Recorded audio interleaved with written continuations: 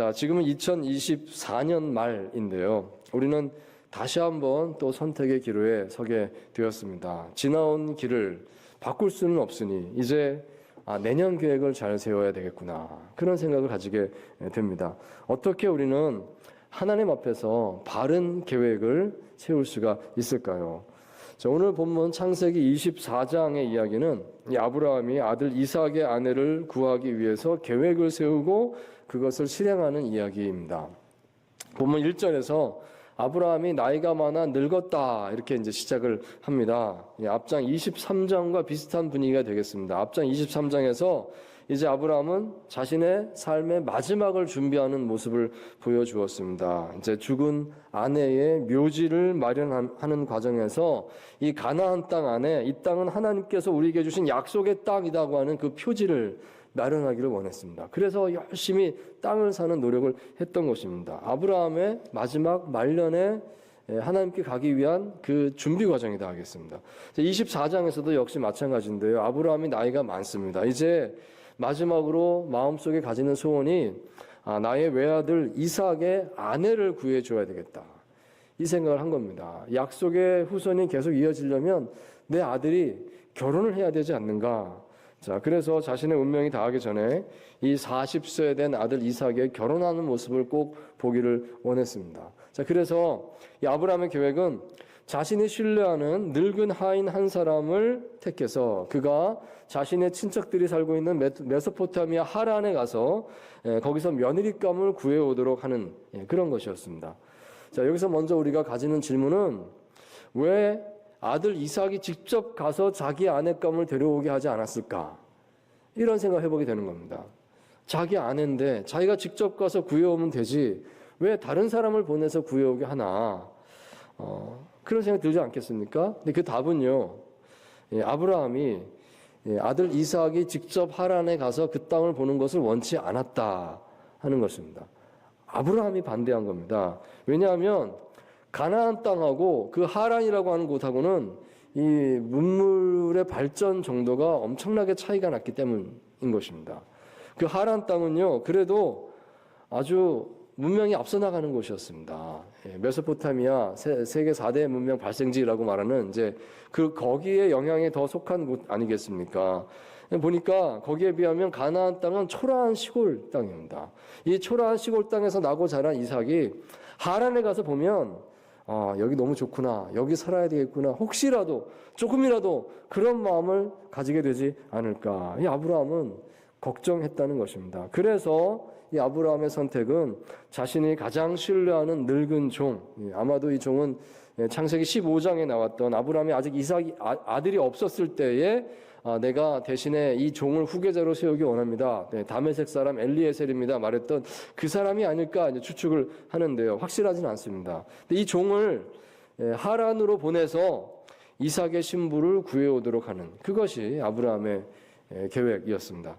자, 이 이야기 속에서 아브라함과 그의 종이 계획을 세우고 그 계획을 이제 시행에 옮기는 선택하게 되는 그 사건을 이제 보면서 오늘 우리가 어떻게 계획을 잘 세우고 내 삶에서 잘 시행할 수가 있을까? 이것을 우리가 함께 생각을 해볼 수가 있겠습니다. 함께 교훈을 찾기 원합니다. 자, 첫째로 우리는 먼저 흔들리지 않는 명확한 원칙이 있어야 되겠다. 그 생각을 해보기 원합니다.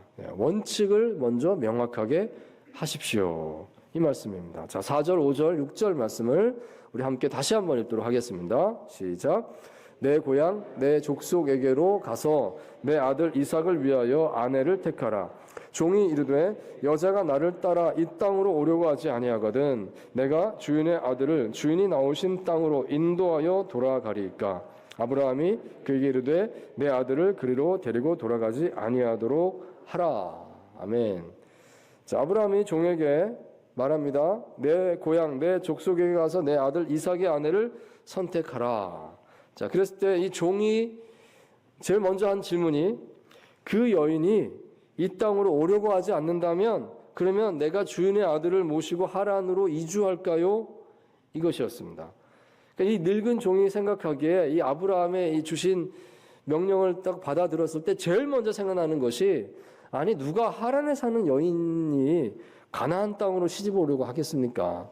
그런 여인이 도대체 있단 말입니까? 잘 믿어지지가 않았다는 겁니다. 그래서 오려고 하는 사람이 아무도 없다 그러면 우리가 그쪽으로 옮길까요?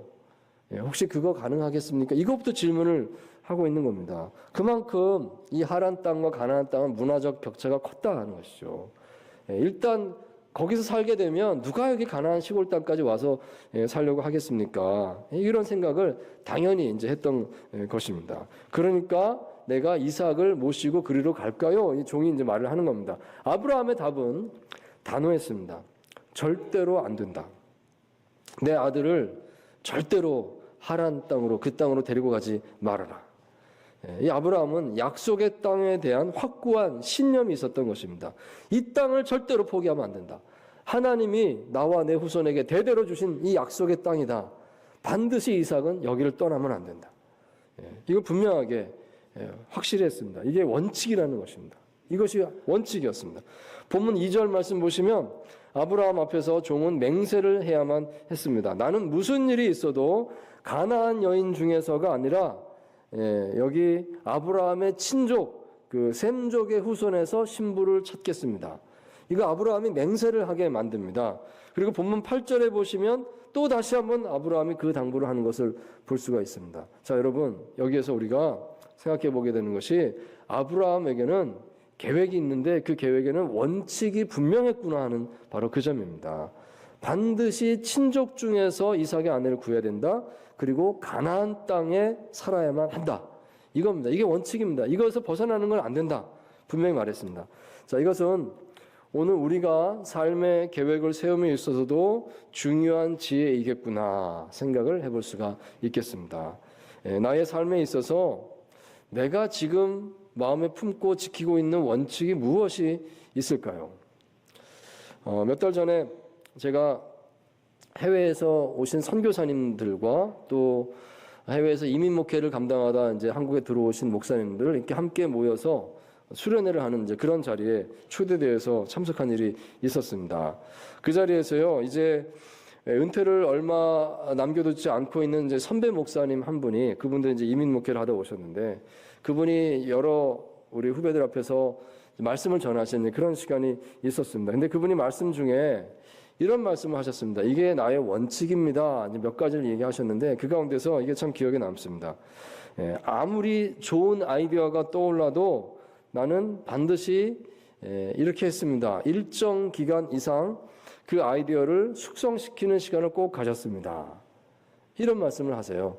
야, 이거 정말 좋은 아이디어인데 생각이 떠올라도 당장 이거 합시다 라는 말 안 했다는 겁니다. 반드시 시간 여유를 두고 기도하고 또 가까운 사람과 의논해보고 대화하고 하면서 다시 한번 체크하고 하나님 뜻이 혹시 아닐까 기다려보는 이런 시간을 반드시 나는 가졌습니다. 이게 내 삶에 지금까지 일하는 원칙이었습니다. 이런 말씀을 하시는 것이 제 마음에 참 기억에 남았습니다. 아, 그렇지, 지혜롭다. 그렇게 해야 되겠다. 나도 그러면 좋겠다. 이런 생각이 들었습니다. 여러분도 혹시 그렇게 생각하는 게 있으십니까? 내 삶에 이게 원칙입니다. 나는 이거 꼭 지킵니다. 그런 게 있습니까? 만약에 여러분들 자신의 삶을 볼 때에 이게 원칙이다. 잘 생각나지 않는다고 하면 한번 잘 생각하고 적어보면 좋을 것 같습니다. 그러면 도움이 될 것입니다. 그것이 어떤 자기 편견이나 아집이 아니라면 정말 성경적으로 맞는 것이라면 우리가 한번 잘 기억하고 삶에 적용하는 것이 나의 계획을 세우는데 큰 도움이 될 것입니다. 어떤 30대 신혼부부가 이렇게 말하는 걸 들었습니다. 매년 여름마다 단기 선교를 꼬박꼬박 나가는 거예요. 해외로. 그래서 제가 물어봤습니다. 아니 왜 이렇게 단기 선교를 그 해마다 열심히 나가냐고. 또 모든 휴가를 반납하고 다 거기 쓰는 거거든요. 왜 그렇게 하냐고 물어봤어요. 그랬더니 하나님 앞에 그렇게 정했다는 겁니다. 우리는 결혼할 때부터 10년간은 무조건 해마다 단기 선교 나가기로 결심하고 결혼했어요. 그래서 지키는 겁니다. 이렇게 이제 말을 한 걸 들었습니다. 어떻게 보면 그것이 그 집에 그들에게는 원칙입니다. 10년간은 우린 매년 해외 단기 선교 봉사 갑니다. 정했다는 거예요. 또 어떤 분은 이렇게 말하는 것도 봤습니다. 새해 주일 예배뿐만 아니라 올해는 내가 수요 예배도 빠지지 않고 1년 내내 섬기기를 원합니다. 이렇게 말씀하신 분도 보았습니다. 그럴 수도 있겠다 생각이 듭니다. 또 어떤 분은 나는 교구 모임 빠지지 않고 오늘 한 해 꼬박꼬박 교구 모임 다 나가겠습니다. 이렇게 말씀하신 분도 계시고, 또 나는 올해는 1년 1독 성경 읽기 반드시 성공하겠습니다. 매일매일 꾸준히 내 진도대로 성경 계속 읽겠습니다. 이렇게 이제 결심하신 분도 또 계십니다. 나는 1년에 5명은 꼭 교회로 초청하는 이런 실천을 하도록 하겠습니다. 이렇게 결심하신 분도 계시고요. 나는 가정예배 꼭 드리겠습니다. 일주일에 한 번 이상은 꼭 가정예배 드리겠습니다. 이렇게 결정한 가정도 있고요. 등등 이런 것들이 많이 있습니다. 이런 것들이 우리 삶의 원칙이 된다 하겠습니다. 원칙을 먼저 한번 생각해 보시면 좋겠습니다. 한번 내년을 바라보시면서 여러분들도 내 삶에 우리 가정의 원칙이 뭐가 있을까? 이러면 좋겠다. 한번 적어보시면 좋겠습니다. 권면의 말씀을 드립니다. 먼저 원칙을 분명히 세워놓고 지키는 것이 우리 삶의 계획을 세우는 데 있어서 큰 지혜다, 큰 도움이 될 것이다. 이것을 우리가 알 수가 있겠습니다. 자, 두 번째로 하나님의 손길에 대한 합당한 기대를 가지시기 바랍니다. 내 삶에 반드시 하나님의 도우심이 있을 것입니다. 이것을 기대할 줄 알아야 우리가 계획을 잘 세울 수 있지 않겠습니까? 자, 7절 말씀 또 같이 읽겠습니다. 시작. 하늘의 하나님 여호와께서 나를 내 아버지의 집과 내 고향 땅에서 떠나게 하시고 내게 말씀하시며 내게 맹세하여 이르시기를 이 땅을 내 씨에게 주리라 하셨으니 그가 그 사자를 너보다 앞서 보내실지라 내가 거기서 내 아들을 위하여 아내를 택할지니라. 아멘. 자, 여기 말씀 가운데서 그가 그 사자를 너보다 앞서 보내실지라 아브라함이 이렇게 말을 하는 겁니다. 이 말씀 한번 눈여겨보시기 바랍니다. 이것은 아브라함의 하나님을 향한 합당한 기대였습니다. 이건 아브라함의 지난 삶에서 얻은 확신이다 하겠습니다. 내가 오늘 성실히 하나님의 뜻을 따르기 위해서 최선을 다한다면 그러면 하나님은 나보다 먼저 앞서가셔서 나의 길을 예비해 주십니다.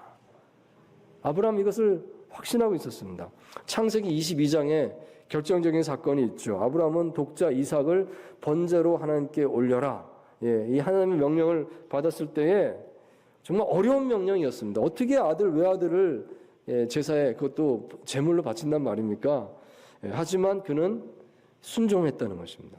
내가 어렵지만 하나님께서 하실 것을 믿고 순종했습니다. 그랬더니 여호와 이레 거기 나오죠. 여호와 이레 하나님께서 이삭도 살려주시고 그리고 따로 제물도 준비해 주셨습니다. 그래서 모든 것이 잘 되었습니다. 아브라함은 분명히 깨달았다는 것입니다.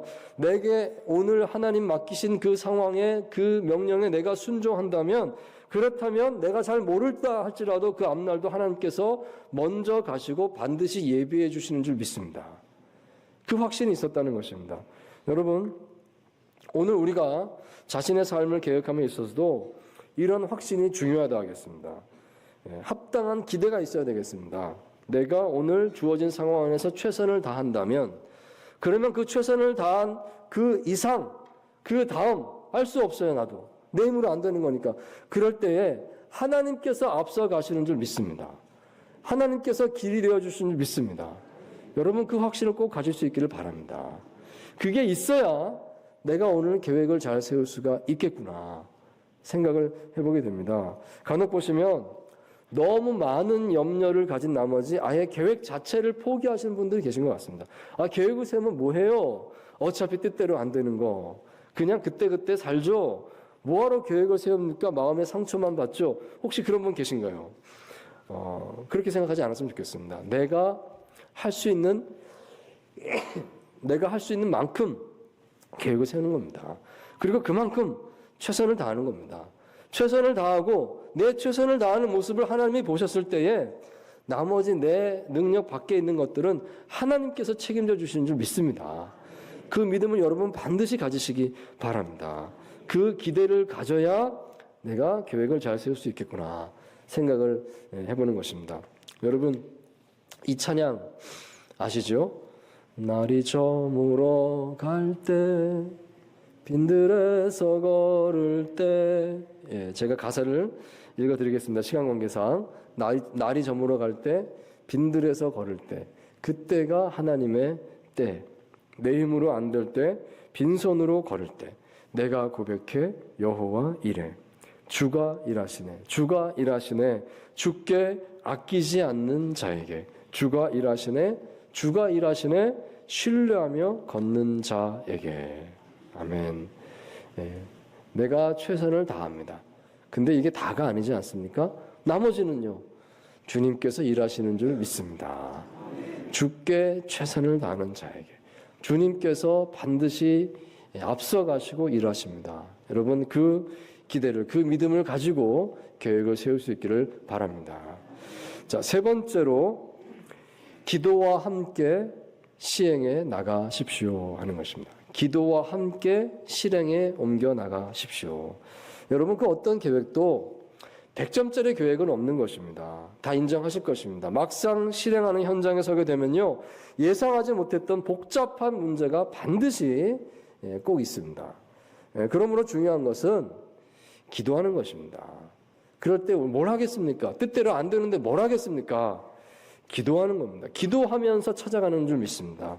자, 본문 12절, 13절, 14절 말씀을 우리 함께 다시 읽겠습니다. 시작. 그가 이르되 우리 주인 아브라함의 하나님 여호와여, 원하건대 오늘 나에게 순조롭게 만나게 하사 내 주인 아브라함에게 은혜를 베푸시옵소서. 성중 사람의 딸들이 물길이로 나오겠사오니 내가 우물 곁에 서 있다가 한 소녀에게 이르기를 청하건대 너는 물동이를 기울여 나로 마시게 하라 하리니 그의 대답이 마시라, 내가 당신의 낙타에게도 마시게 하리라 하면 그는 주께서 주의 종 이삭을 위하여 정하신 자라. 이로 말미암아 주께서 내 주인에게 은혜 베푸심을 내가 알겠나이다. 아멘. 자, 이 내용은 아브라함의 종의 기도문입니다. 이렇게 기도했다 소개를 하고 있습니다. 아브라함의 종이 드디어 낙타 10피를 끌고 그 낙타에 온갖 보물을 다 실어서 헤브론에서 하란까지, 그 거리가 한 800km 정도 된다라고 얘기합니다. 꾸불꾸불 이제 가는 길이니까 올라갔다 내려갔다 하면 한 800km 정도 될 것이다. 그 길을 갔습니다. 먼 길을 갔습니다. 아마 한 달쯤은 걸리지 않았을까 생각이 드는데요. 굉장히 조마조마하고 위험한 길이었을 겁니다. 보물을 잔뜩 싣고 가는데 강도를 만나면 어떻게 되겠습니까? 힘들게 마음 졸이면서 그 길을 끝까지 왔습니다. 마침내 도착했습니다. 자, 그러면 우리가 생각에 도착했구나. 그러면 안전한 곳에 가서 일단 쉬겠구나 하는 생각이 드는데 아니었습니다. 본문 말씀 보시면 그는 하란에 도착하자마자 우물가로 갔다라고 되어 있습니다. 왜 우물가로 갔을까요? 우물가는 여인들이 주로 모이는 곳이었습니다.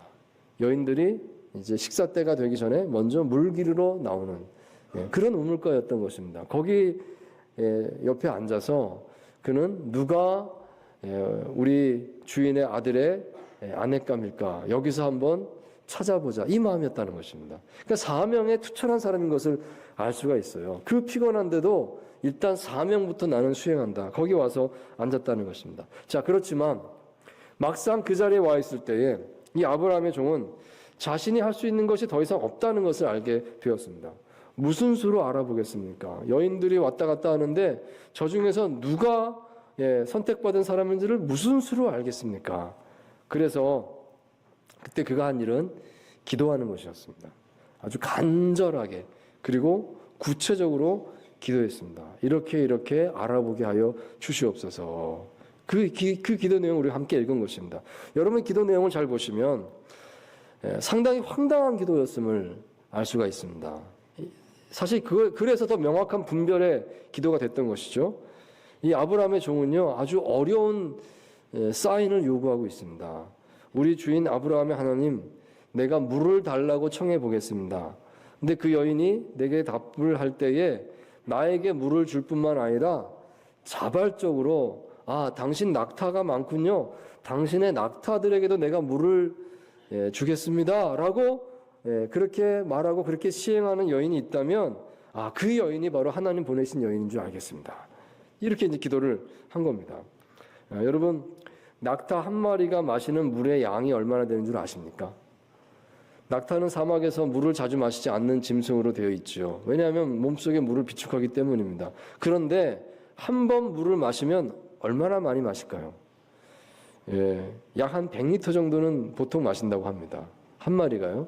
10마리를 끌고 왔습니다. 그러면 얼마나 물이 필요할까요? 여러분, 1톤입니다. 낙타 10마리 100리터 곱하면 1톤이 되는 겁니다. 적어도 1톤의 물이 필요한 상황인데요. 그런데 누가 내가 1톤의 물을 기르다가 당신의 낙타를 마시게 하겠습니다. 이 말을 쉽게 하겠습니까? 더군다나 여인이. 그럴 리가 없지 않겠습니까? 그런데 이 종은 그렇게 기도했습니다. 혹시 그런 사람 없을까요? 정말 그런 사람 없을까요? 당시 우물의 깊이가 최소 한 50m는 넘었다고 합니다. 그리고 더 깊은 우물은 한 150m까지도 깊습니다. 그리고 그 우물 입구가 오늘날의 우물처럼 뭐 이렇게 편하게 되어 있는 게 아니에요. 깊은 계곡 밑으로 걸어 내려가야 되는 겁니다. 걸어 내려가서 한참 계단을 내려가서 거기서 물을 길어서 또 끌고 올라와야 되는 이런 구조로 되어 있는 것이 많았습니다. 수백 미터를 걸어 내려가야 되는 것이죠. 그러면 이 1톤의 물을 길어 올릴 때 얼마나 오랜 시간이 걸리고 얼마나 고생이 됐겠습니까? 얼마나 힘이 들었겠습니까? 그걸 함부로 누가 내가 하겠습니다라는 말을 할까요? 이것은 엄청난 체력이 요구되는 일이었고 또 나아가서 나그네를 환대하는 마음, 그것도 아주 최상의 마음, 가장 희생적인 환대를 하겠습니다. 내가 이게 하나님의 뜻이니까 이 하나님 뜻대로 내가 최선을 다해서 내게 오신 손님이니까 내가 죽어도 좋습니다. 내가 열심히 섬기겠습니다. 이 정도의 마음이 아니면 누가 어떻게 그런 일을 할 수가 있겠습니까? 자, 그런데 그런 일이 벌어지는 것이죠. 15절 이하의 말씀에 보시면 종이 기도를 채 끝내기도 전에 라고 되어 있습니다. 정말 놀랐습니다. 한 여인이 옵니다. 근데 여인이 우물가에 와서 인사를 하게 되는데 청하죠. 나에게 물을 좀 주십시오. 목이 마릅니다. 그랬더니 이 여인이 답을 하는데 정말로 이 아브라함의 종이 기도했던 대로 그대로 하는 겁니다. 당신에게 물을 드리고 낙타가 있군요. 내가 낙타에게도 물을 드리겠습니다 하면서 물을 떠오기 시작을 하는 겁니다. 그 엄청난 노력 봉사를 눈앞에서 하는 겁니다. 자, 그것을 보는 이 아브라함의 종은 마음에 확신을 가집니다. 야, 벌써 첫 번째 만난 여인이 응답이로구나. 하나님의 응답이로구나. 자, 그래 알아보니까 그녀의 이름은 리브가였고 아브라함의 친족 부두엘의 딸이었습니다. 됐다. 하나님이 만나게 하셨다. 마음이 들었다는 것이죠.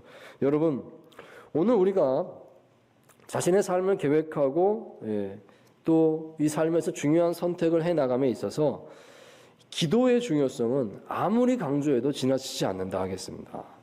어떻게 판단할 수 있겠습니까? 그 복잡한 상황에서 기도해야 되는 것입니다. 기도하고 하나님의 인도하심을 받아야 우리는 바른 삶을 살 수가 있을 것입니다. 제가 대학 다닐 때 이런 실험을 좀 해봤습니다. 기도하고 사는 것과 기도하지 않고 사는 것은 어떤 차이가 있을까? 별의별 실험을 다 했는데 한 학기에요. 제가 그런 생각이 들었어요. 공부할 게 많은데 숙제할 것도 많은데 내가 기도 시간이 너무 길다. 새벽 예배를 나갈 뿐만 아니라 새벽 예배 시간에 또 한참 많이 기도하니까 이 수업의 지장이 크다. 그래서 그 학기만큼은 한번 제가 시도를 했습니다. 기도 시간을 대폭 줄이자. 새벽 예배만 끝나고 바로 공부를 시작하자. 그러면 성적이 좋아질 것이다. 생각을 했던 것입니다. 그래서 한 학기 동안 시행을 했습니다. 열심히 기도를 적게 하고 시간 쪼개서 더 열심히 공부하려고 이제 노력을 하고 이렇게 이제 했는데 시간이 좀 더 많아졌죠. 자, 그랬는데 그 학기 성적이 제가 지금까지 받은 성적 중에서 제일 안 좋았습니다. 그래서 이거 아니다. 이게 아니구나. 열심히 한다고 또 안 되는 것도 많구나. 그래서 그 다음 학기에는 다시 회복시켰습니다. 기도 시간 제대로 회복시키고 기도라도 열심히 충분히 해야지. 기도 시간 다 하고 그 다음에 이제 없는 시간 쪼개서 이제 공부를 한 거예요. 부족하고 막 그런데 열심히 이제 또 나름대로 했습니다. 그랬는데 그 결과가 그 학기 성적이 제가 지금까지 받은 성적 중에 최고의 성적을 받았습니다. 올 A 플러스. 하나만 A 제로. 장학금도 받았어요. 제 평생의 처음이자 마지막 장학금이었는데 그때 받았습니다. 저는 이게 저에게 주신 좋은 교훈이다라고 받았어요. 기도는 필요한 거구나. 예, 기도를 하면 뭐가 달라지나요? 당장 뭐 눈에 보이는 게 없잖아요. 기도를 하나 안 하나 똑같죠? 라고 생각될지 모르겠지만 아니더라는 겁니다. 기도하고 사는 것과 기도하지 않고 사는 삶이 결과가 다른 겁니다. 하나님 역사하시는 게 다른 겁니다. 내가 모르는 하나님의 놀라운 손길이 반드시 있는 줄 믿습니다. 여러분, 기도는 단지 심리적인 위로를 위한 것이 아닌 것입니다. 기도는 실제로 삶을 변화시킵니다. 내가 기도할 때 하나님께서 역사하시는 줄 믿습니다. 사랑하는 성도 여러분, 삶의 계획을 세우고자 할 때에 기억하십시오. 먼저 흔들리지 않는 원칙을 세우시기 바랍니다. 이걸 내가 꼭 지키겠습니다. 원칙 세우십시오. 두 번째로 하나님 손길에 대한 합당한 기대를 가지십시오. 내가 최선을 다했다면 그러면 하나님 앞서가셔서 길을 열어주실 줄 믿습니다. 그리고 세 번째로 기도로 실행하시기 바랍니다. 내가 기도할 때 하나님께서 반드시 일하시는 줄 믿습니다.